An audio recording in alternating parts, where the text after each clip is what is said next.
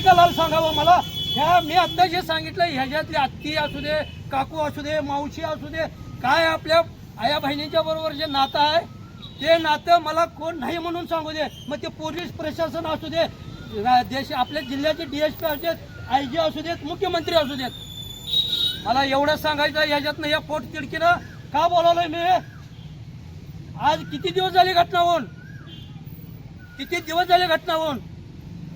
हा, आणि अजून आरोपी फरारी आहेत. एका गावातील आरोपी फरारी आहेत. हात कलगलेला जोरात ओरडलं तर कुंभोजला ऐकू येईल आणि कुंभोजला मध्ये हाक दिले तर हात कलगला ऐकू जाईल. एवढ्या अंतरावर आहे. काय करायला लागलाय तुम्ही आणि कशासाठी आणि कुणासाठी?